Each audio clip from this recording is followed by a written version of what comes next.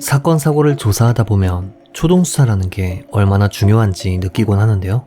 오늘 다룰 사건 역시 부실한 초동수사로 9년간 미제 사건으로 남았던 사건입니다. 2002년 6월 24일 가나가와현 아츠기시, 이곳에 살던 여성 A씨는 주부로 스라에 아들과 딸이 있었다고 합니다. 당시 그녀는 집에서 약 1.2km가량 떨어진 음식점에서 종업원으로 아르바이트를 했고 근무 태도도 진지한 편이었다고 합니다. 또한 동료들과의 관계 역시 아무런 문제가 없었다고 하는데요. 평소 그녀는 퇴근길엔 버스를 이용하거나 성인인 아들이 자동차로 마중을 나오곤 했다고 합니다. 그리고 이날도 평소처럼 아르바이트를 끝낸 그녀는 밤 11시 25분경 가게를 나섰습니다. 당시 그녀를 목격한 가게 종업원에 따르면 그녀는 집에 전화를 걸어 지금 퇴근할게 라는 말을 했다고 하는데요. 그런데 이날 그녀는 어째서인지 평소처럼 버스를 이용하거나 아들의 자동차를 타는 것이 아닌 도보로 귀가했다고 하네요. 그녀가 도보로 귀가한 이유는 밝혀지지 않았지만 시간상 막차를 놓쳤던 게 아닐까 예상됩니다. 가게에서 그녀의 자택까지는 1.2km의 거리로 여성의 속도를 기준으로 따졌을 때 약 15분에서 20분 정도의 시간이 걸립니다. 그녀가 가게를 나선 시각은 11시 25분이었기에 아무리 늦어도 12시가 되기 전엔 도착하는 것이 일반적인데요. 그런데 어째서인지 12시가 넘었는데도 A씨는 귀가하지 않았고 가족들은 점점 불안감을 느끼게 됩니다. 한편 이날 밤 0시 25분 무렵 A씨의 자택 근처를 한 회사원이 걷고 있었습니다. 야근에 지쳐 터덜터덜 걷던 이 회사원은 어두컴컴한 골목길에서 이상한 광경을 목격하게 되는데요. 그가 목격한 것은 발가벗겨진 채 도로에 쓰러진 여성이었습니다. 놀란 회사원은 즉시 경찰에 신고했고 신고를 받고 출동한 경찰은 현장에 도착했지만 안타깝게도 A씨는 이미 사망한 상태였다고 합니다. 이후 경찰은 이를 명백한 살인사건으로 보고 수사를 시작했는데요. 먼저 A씨는 발견 당시 발가벗겨진 상태였고 그녀가 입고 있었던 옷은 주위에 여기저기 널려있는 상태였다고 합니다.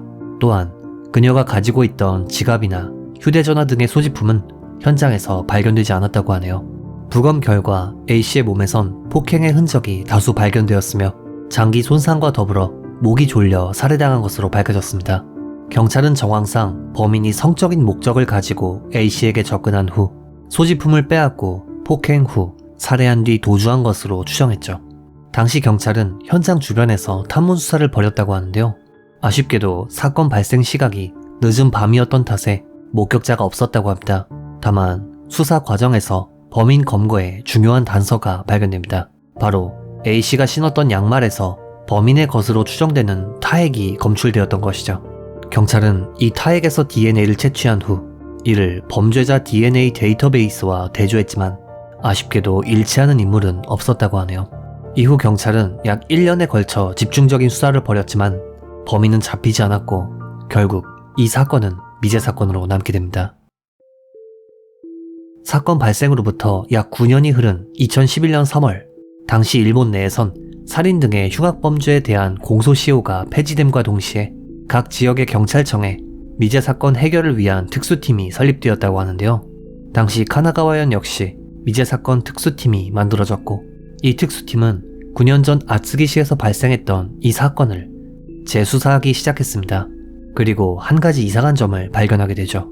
어처구니 없게도 현장에서 발견되지 않았었던 A씨의 휴대전화가 사건 발생 이후 통화 이력이 있었다는 점입니다.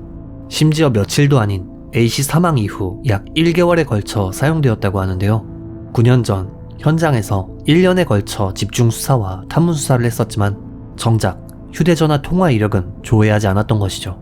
아무튼 통화 이력을 발견, 분석한 특수팀은 한 남성을 용의선상에 올리게 됩니다. 용의선상에 오른 인물은 전기 설비업자인 야마모토 타카유키라는 인물이었는데요. 경찰은 그의 DNA를 채취한 후 사건 당시 발견되었던 범인의 DNA와 대조했고 그 결과 두 DNA가 일치했다고 합니다. 이렇듯 명백한 증거가 발견되었기에 2011년 4월 20일 경찰은 야마모토를 즉시 체포하게 되었죠. 조사 과정에서 야마모토는 기억이 나지 않는다며 자신의 혐의를 부인했다고 합니다. 2002년 당시 23살이던 야마모토는 아츠기시에서 일하고 있었다고 하는데요. 그의 집은 피해자인 A씨의 자택에서 고작 500m가량 떨어진 곳이었다고 합니다. 하지만 두 사람 사이엔 면식이 전혀 없었다고 하네요. 야마모토 본인이 입을 열지 않았기에 자세한 범행의 전말은 알 수 없지만 정황상 그는 한밤중에 퇴근 중이던 A씨를 발견했고 성욕을 해소하기 위해 그녀를 폭행한 후 옷을 벗겼지만 A씨가 심하게 저항하자 목을 졸라 살해한 후 그녀의 소지품을 가지고 도주한 것으로 추정됩니다. 그리고 사람을 살해한 후 아무 일도 없었다는 듯 평범하게 일상으로 돌아왔던 것이죠. 한편 야마모토는 인근 주민들 사이에서 평판이 무척 나빴다고 하는데요. 이유 없이 한밤중에 인근 주민을 위협하는 것은 물론 주차장에서 고기를 구워 먹던 사람들에게 소리를 지르는 등 이상한 행동을 보였기에 주민들은 그와 얽히기를 꺼려했다고 하네요. 재판대에 서게 된 야마모토는 저는 범인이 아닙니다 라며 기소 내용을 전부 부인했고 무죄를 주장했는데요. 검찰 측은 현장에 남겨진 A씨의 양말에서 발견된 DNA와 야마모토의 DNA가 일치했다. 9년 동안 아무 일 없다는 듯 반성 없이 살아왔으며 극히 악질적인 사건이다 라며 무기징역을 구형했습니다.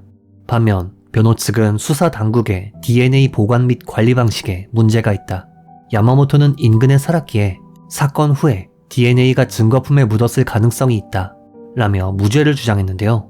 그런데 재판 과정에서 한 가지 충격적인 사실이 밝혀지게 됩니다.